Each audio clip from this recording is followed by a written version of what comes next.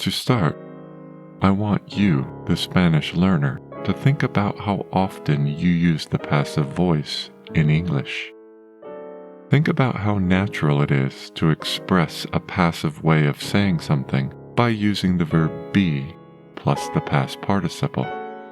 Native English speakers have an over-reliance on the passive voice, and this can create problems when they are in the process of learning Spanish.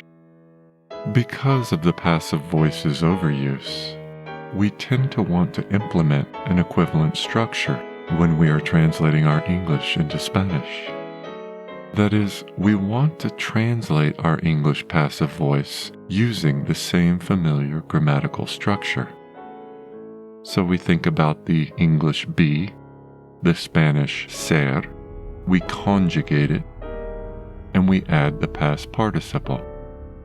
She was told becomes ella fue contado. They were informed becomes ellos fueron informados.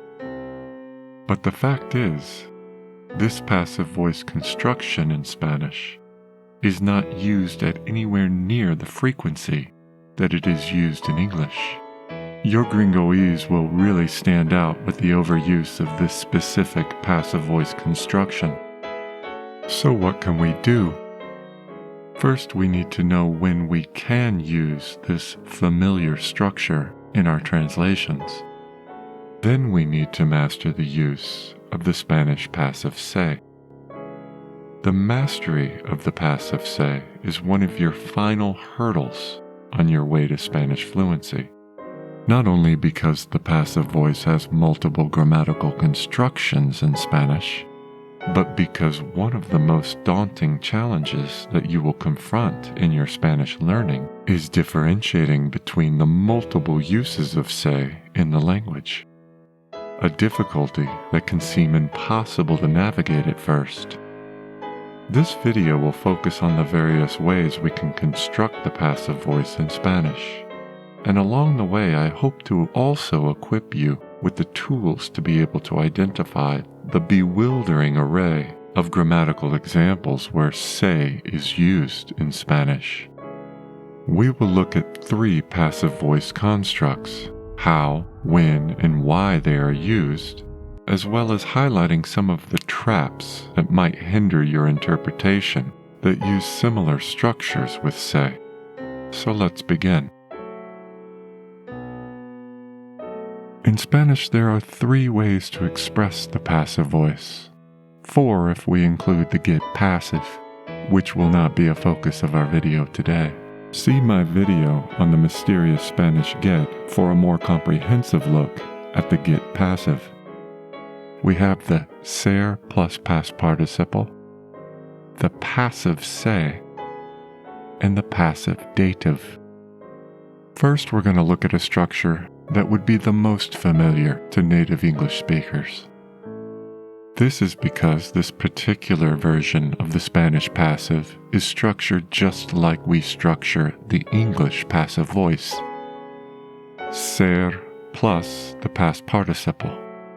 This is the equivalent of the English be plus the past participle. So these passive voice constructions are the most familiar to our native English-speaking brains. They're very similar. However, there's a problem here. In English, we tend to want to use this passive voice construction all the time in our conversations. And because of this, we want to translate this be plus the past participle into our Spanish and use it with the same frequency. This can be detrimental for our Spanish. Spanish is a much more active language. If you can construct an active sentence in Spanish, you need to do it. Look at the following sentences. The dress was worn by the queen. The queen wore the dress.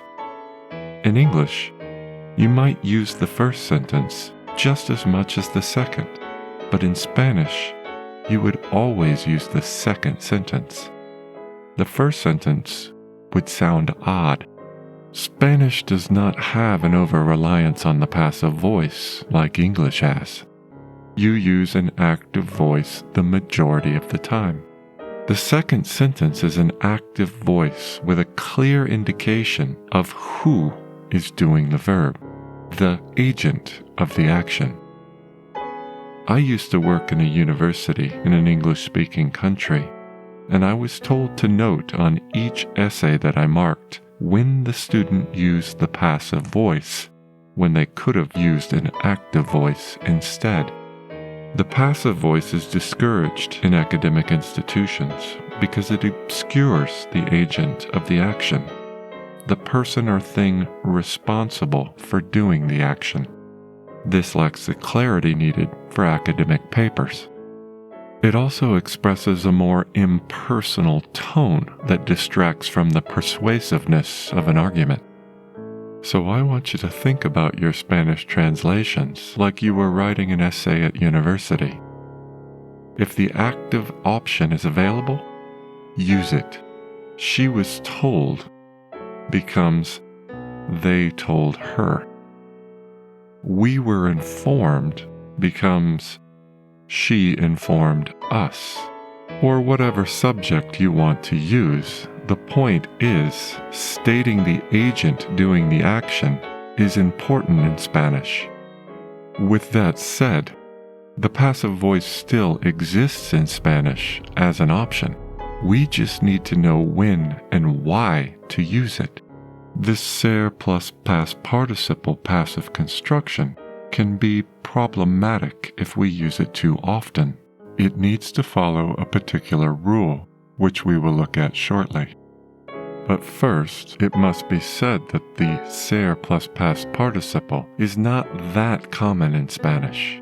One of the main reasons for this is that it sounds formal, too academic, too journalistic, more like something you would read. So to the native English speaker that tries to insert this familiar structure into their Spanish translations is going to sound a bit strange if you use it too often. A good reminder of the formality of this particular passive voice construction is thinking about a tuxedo. A tuxedo might be appropriate for a specific occasion, but it's not something you're going to wear every day to work. It has a time and a place, much like this particular passive voice construction. If we do decide to use this ser plus past participle passive voice construction, we need to be aware of certain rules that make it acceptable or not in conversation. That is, particular instances that it can be used naturally without sounding out of place or too formal. I want you to look at the following sentence. We are constructing the sentence in Spanish using the familiar passive voice structure, ser plus past participle. And in this case, it's totally acceptable. But why? Because we have a clear agent who did the action. And this is emphasized by the use of por, the English by. From this point forward, I want you to consider one thing when choosing to use this familiar construction of the passive voice in Spanish. Is it clear who or what does or did the action? Can I add the Spanish por, the English by, to indicate the agent of the action, the cause? Look at the following two sentences. The house was built by my grandfather. La casa fue construido por mi abuelo. The painting was painted by Van Gogh. El cuadro fue pintado por Van Gogh. These examples are very clear about the agent, the cause of the action. So if you're itching to use the familiar be plus past participle construction of the passive voice, ask yourself, do I know who the agent is? Can I add by to clarify this? If the answer is yes, then feel free to use this familiar structure. The dinner was cooked by my mother. La cena fue cocinado por mi madre. And I want to be clear here. It is possible to use this construction without adding the por, or the English by, to indicate the agent of the action. It's just not as common to do so. It's a question of emphasis, and this is something I will investigate in detail later in the video when I contrast this grammatical form with the next passive voice structure we're going to look at. Remember, the ser plus past participle has its place. Just don't overuse it. Think about the tuxedo. This leads us to our next passive voice construction.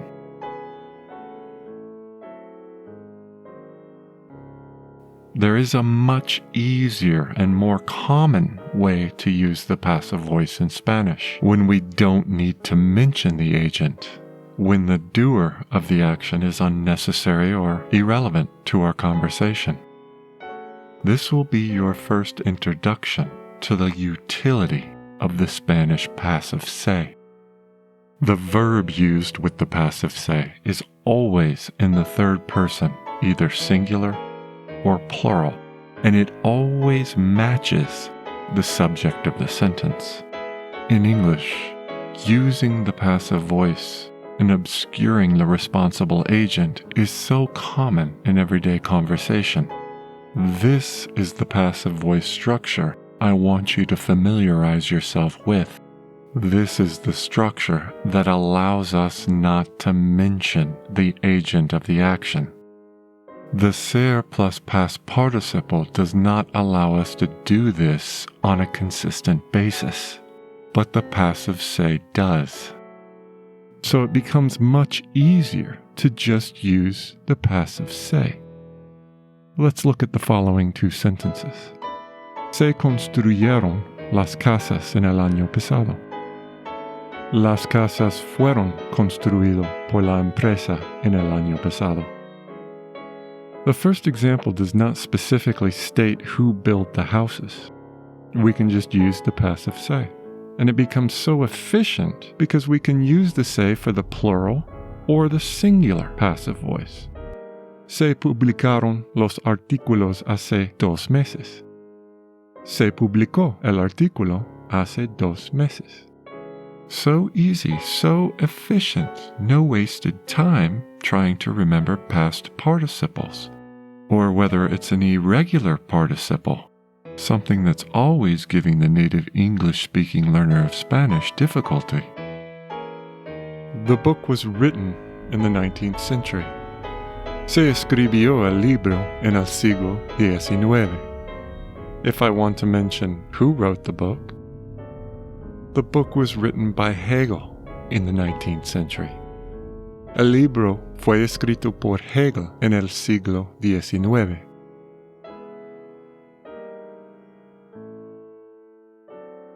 I told you earlier that I would expand on why the ser plus past participle is far less common in Spanish beyond just the fact that it sounds overly formal.